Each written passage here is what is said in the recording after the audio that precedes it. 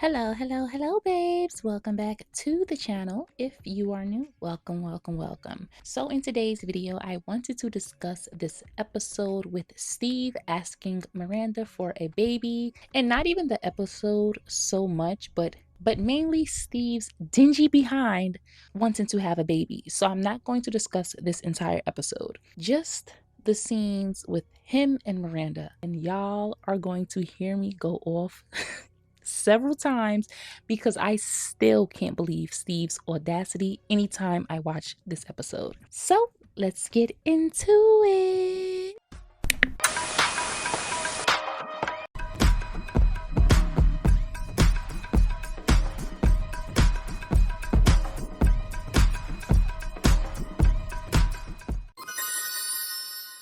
Now, as many of you know, I cannot stand Steve. He's one of the worst boyfriends in this franchise, and I'm not debating it with anyone. I said what I said. Oh. While Big had his issues, Steve was garbage. So many things transpired because of Steve. Miranda could have been flourishing, living her best life, but no, here comes Steve. This episode truly solidified my disdain for him right after the nasty underwear incident. So Miranda and Steve are out to eat when a baby starts crying. Miranda comments that it's not always appropriate to have a baby in certain restaurants, and quite frankly, I agree. Some people go out to get a break from their kids, to enjoy a quiet date night out. Some people just want quiet when they go out to a restaurant. Of course, you're going to hear conversations and laughter or whatever the case may be, but a baby crying is just completely different. Not every space is meant for children, and that doesn't mean you're anti-kid. It just means you understand not every place is meant for children. I'm not saying ban children from restaurants altogether because you can't do that. But certain places could absolutely have sections or specific hours that are kid-free. Now, of course, Steve says he thinks babies are cute, which who doesn't think babies are cute unless you're an absolute demon? But then this dust mite suggests they should have one because it would be fun. In the words of Claire Huxtable, big fun. All while dropping noodles on himself like a toddler. Come on, I want a baby to be fun. It's not like owning a foosball table, Steve. Do you have any idea how much work a baby is? Y'all, when I tell you I wanted to dump that bowl of noodles right on top of his head for that idiotic comment. You done lost your damn mind. When you get your damn mind, you call me. Miranda rightfully tells him having a baby is serious work, not a game. This man says he could just stay home with the baby during the day and watch Sesame Street while she works. Just a useless fool. So Miranda would work all day and then what? Come home and handle nighttime feedings too? Like she doesn't have to be up early in the morning for work? And that's the problem with some men who say they want children. They don't think logically. They want the idea of a child, but they haven't considered the responsibility. More often than not, the mothers carry the bulk of it. Not to mention pregnancy, the toll on her body, the hormonal shifts, postpartum depression. Like, I'm not understanding why that just goes out the window. Bringing a life into this world is not something you treat like a cute hobby. But again, we're talking about Steve, who didn't really have much common sense. You're not smart. You're not smart. Oh. And it was the audacity of him to call it fun. Are you carrying the baby for 9 months? Are you risking your body dealing with postpartum, the hormonal roller coaster? No, just a selfish man-child with fruit fly level critical thinking skills. He didn't even stop to consider financial stability, which is extremely important when bringing a child into this world. How are you contributing? He was living with Miranda. A baby is not a toy, it's a human being who deserves stability, care, and maturity from both parents, not just one. That conversation alone would have scared me right out of that relationship. Especially while he's sitting there eating like a 2-year-old and Miranda has to wipe. Y'all, please.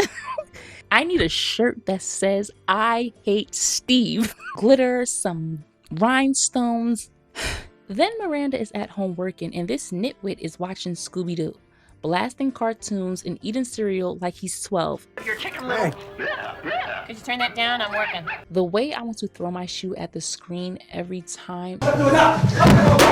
This man raises my blood pressure, and it's because Men like him have no consideration. They don't care about other people. All they think about is themselves. It's always what I want, make me comfortable. How is something going to benefit me? It's always about them. Because this right here showed that he didn't care about Miranda. Because if you truly cared about Miranda and you know she's trying to make partner, why are you blasting Scooby-Doo cartoons? And I believe it's because his mother coddled him, and the mothers who coddle their sons, this is what we get. Now, I will say this, David Ianberg did an excellent job portraying a man-child. And one thing I'm tired of is the no one is perfect rebuttals whenever Steve gets rightfully dragged. That argument is often used to excuse men who present themselves as quote-unquote nice guys but quietly rely on women for labor and emotional support. Just because he wasn't overtly disrespectful doesn't mean he was a good partner. Like, the bar is beneath hell.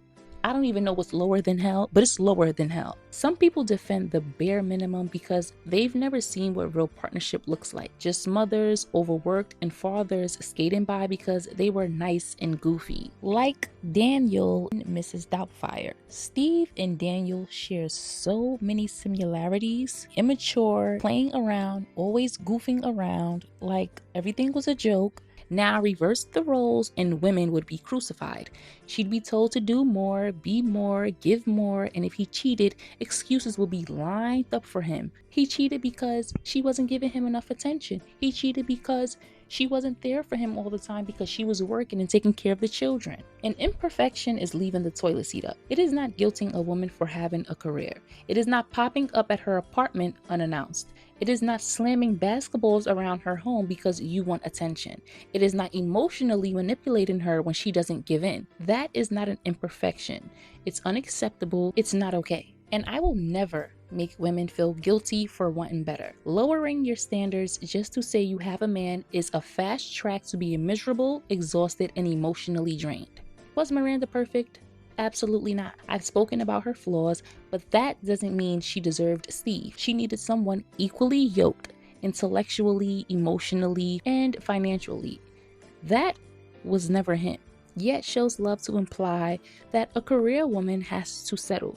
If she wants to be a housewife, fine. If she wants a career, suddenly she's too independent or too masculine. Even with the housewife thing, you'll have men saying she's lazy, she doesn't do anything all day, like she's not taking care of the home and the children. It's exhausting and you can never win. It's like whatever you choose, someone is going to have a problem with, and somebody, especially men, are going to complain. It's like people don't want to see women happy unless they're in a role of being a servant and helping other people and doing things for other people. But child, that's enough of my tangent. Let's continue on with the episode.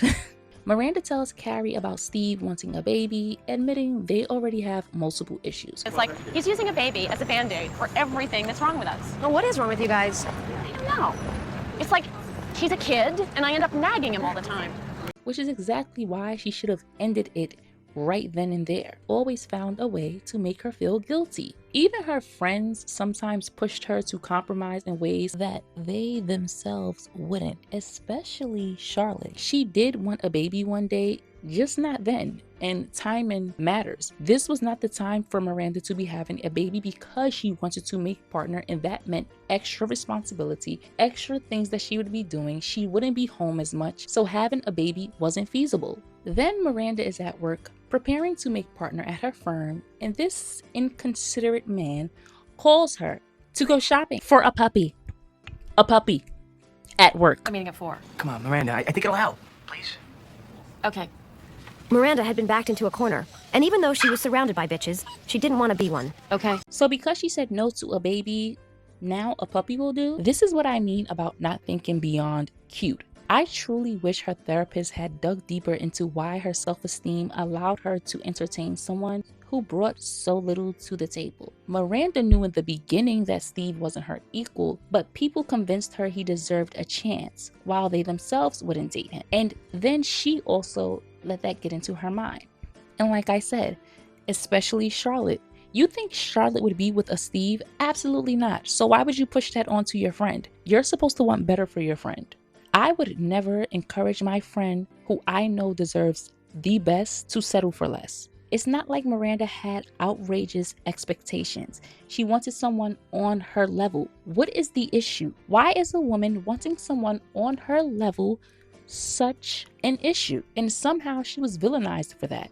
Low self-esteem will have you tolerating takers, men who drain you, deplete you, and then blame you when they're still unsatisfied, or better yet, after they've taken all they can get from you, move on, and then you're left to deal with all of the baggage they left you. You deserve better. You deserve partnership. You deserve someone aligned with you and not someone you have to shrink for. And if your friends can't support that, you need a better group of friends. They get the puppy. Miranda is woken up repeatedly while Steve sleeps peacefully. And when she finally says she can't do this anymore, he catches an attitude. Then he starts talking about this is good stuff regarding their relationship. This isn't gonna work, Steve. There's good stuff here. Not enough. A baby would have been a quick fix for something that can't be fixed. Once again, censoring himself and what he's getting out of it instead of acknowledging the toll it's taking on her. He storms off like a child and tries to paint her as the villain. Because you don't want it to work. That is so unfair. And Miranda actually starts to feel bad. Why do you feel bad, Miranda? He had a lot of nerve. And I hate how it was framed as though Miranda was wrong. The bright spot was that she made partner. She deserved every bit of that success. After this relationship ended, there should have been no further contact. There were no shared children. There was no obligation. There was nothing left to discuss. He would have had to go immediately. Respectfully, go back to your mother. She didn't owe him a damn thing. Especially with the fact that in the next episode, this man has women calling her phone. You disrespectful piece of garbage. And this is what I mean by the people make mistakes thing. This is not a mistake. This is a man who did this on purpose. Why would you have women calling your ex-girlfriend's phone who you're staying with? She's not staying with you. He had absolutely no respect or consideration. And Miranda was entirely too nice in this situation. He would have came home to boxes outside of the door. Thank you. Good night. That's it.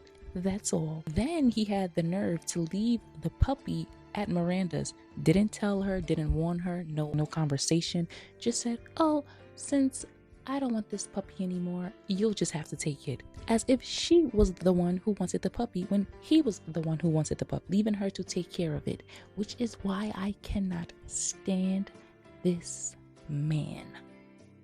And this right here should have been the end of them, and Miranda should have never looked back.